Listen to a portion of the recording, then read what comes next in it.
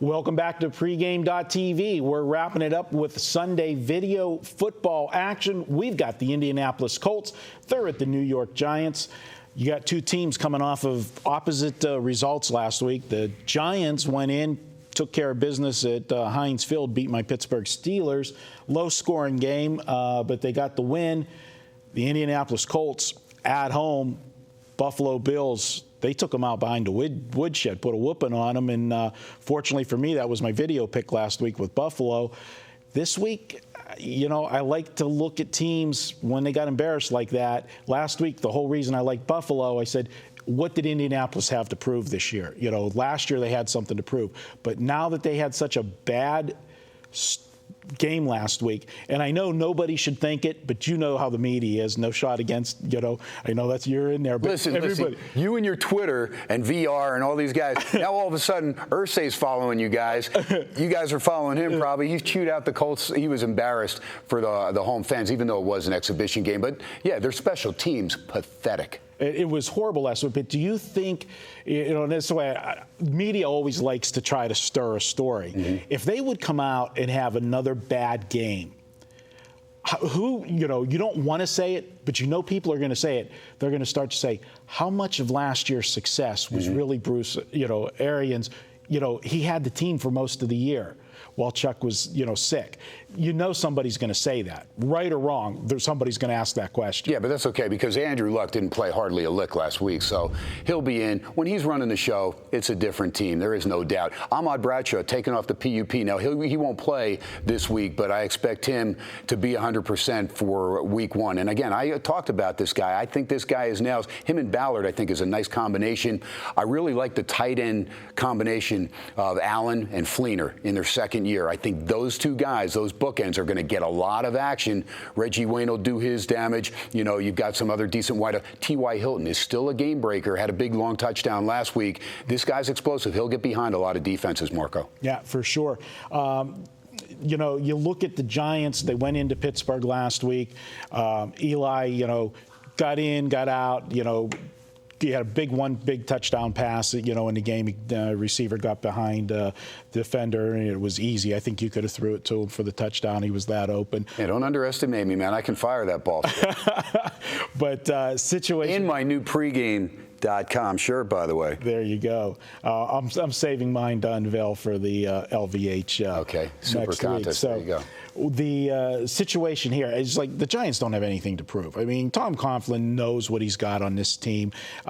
There's a couple spots that, you know, really they're going to look at. One of the interesting spots is who's the backup to Eli? You know, who do you say? You know, you've got, you know, Carr on, you know, the roster and Ryan Nassib, you know. Can he become a 2, or is he going to most likely be the 3? I don't know. I think, well, Carr's got experience, no doubt, but I really think Nassib's a guy that they look at his athleticism and realize this kid has a nice upside, and they were surprised that he was still around when they grabbed him. Again, a lot of people thought Marrone would grab him, and he would be the heir apparent coming from Syracuse, go with his coach to Buffalo, but of course Marrone grabbed DJ Manuel and kind of threw the whole thing in the mix. But I think the Giants got a nice little security blanket there, and I think Nassib has a lot of potential. And you know what? Eli just keeps on clicking. He's very durable. Doesn't look like that athletic guy, but boy, he can put that ball on, you know, where it needs to be. The pass he threw to Manningham in that Super Bowl against the Pats, it doesn't get any better than that. It doesn't. Put you on the spot for a second. We know Peyton Manning's one of the greatest quarterbacks of all time. When it's all said and done, will we be talking Eli and Peyton in the same breath, or still Peyton always going to be big brother and always be the better of the two? It depends, because if the Giants say we're to win another Super Bowl and Peyton not get one with Denver, I think then Eli elevates himself to where you're talking Eli, Peyton in the same breath, and Peyton's still a disappointment. Now, the Colts got the one Super Bowl in 2006. And they came back and beat New England in that championship game. And that's probably the biggest game, because beating Grossman and the Bears, they were supposed to win that game, and they got it done.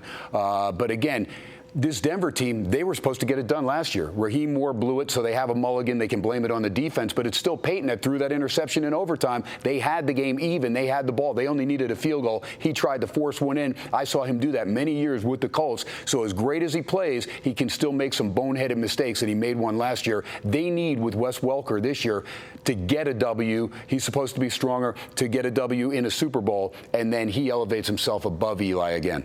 All right, well, you know what? This is my free pick. Let's make it official.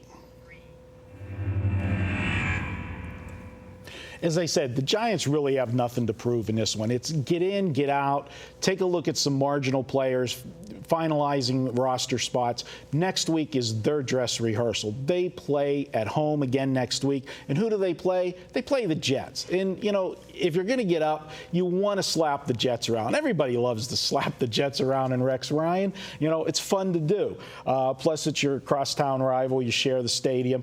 You look at the situation here. Indianapolis last week, just an absolutely pathetic game. You know, they got beat. Special team play was horrible. Defense didn't look good. Yeah, Andrew Luck was in and out like I thought he would be. I think he gets a little more playing time this week. They want to get the continuity down as they head in.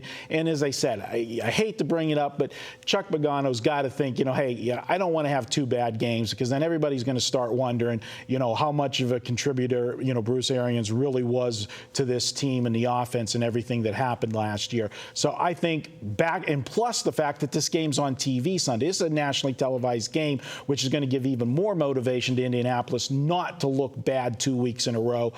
I got a team that I feel is more motivated, does have talent like Indianapolis does have, and they're getting points. That tells me I've got a live dog, and that's all I can ask for in betting and looking for value in preseason. You give me a team that wants it a little bit more and they're getting points, I'll be over that all day long. That's what I felt last week with Buffalo against Indianapolis. Now the roles are reversed. It is Indianapolis that'll be the one wanting this one more over the Giants. We're going to go ahead and make it our free play for Sunday. Take Indy plus the points, and Andrew will not need any luck on Sunday. There you go. I love that. Now, here's another thing, too, for you folks that listen to the radio shows. First preview on AM 1100 out of Vegas, ESPN Radio, Scotty Spreitzer and company, RJ Bell. They do a great job, and you've got all the guys there coming on. You want to listen back to some of those podcasts if you miss them, or right there on the site, pregame.com. And then my show, which is on AM 720 KDWN and also AM 1100 KFNX out of Phoenix now,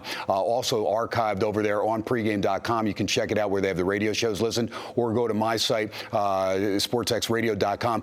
Listen to these shows. You're going to find a lot of great information prior to the season starting. So without paying for plays or anything, and again, top handicappers on there, but you're going to get a lot of great information yourself. So you're going to know and you're going to take it. I've got a lot of the top sportscasters from all the college teams coming on and breaking down not only their team but all the conferences. I listen to Scott Spreitzer and the guys. They're breaking down stuff. You're on that show as well.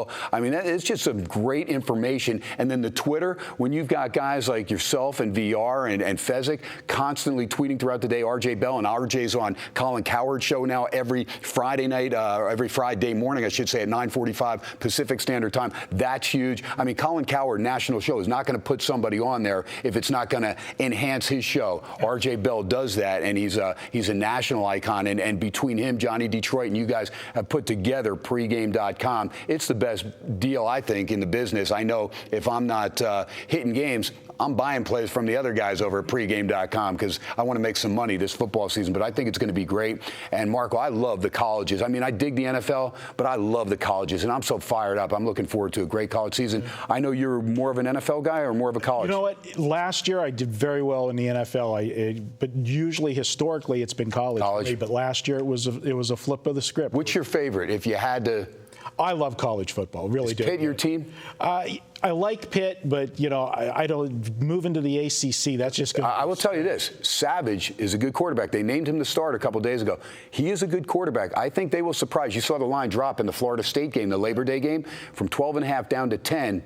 Don't be surprised if Pittsburgh hangs around 3 in that game. Well, the one good thing about that with Pitt moving to the ACC is a conference that really doesn't play defense. It's a finesse conference, not a power. And Pitt will bring that. Don't tell Florida State that. Yeah, well, there's going to be a lot of teams that Pitt will be able to be physical against, and that's something that I think some of the ACC teams are not going to be ready for. But Pitt's got a little ways to go, but they're heading in the right direction with Coach Krista. I like what they're doing there, and we'll see if it continues. But, hey, guys, thanks for watching us this week. We'll be back next week, and, dress rehearsal week with the preseason football. We've got colleges coming up. It's going to be a great time here at pregame.tv. All season long, you'll find action every day. Check it out. Talk to you next week.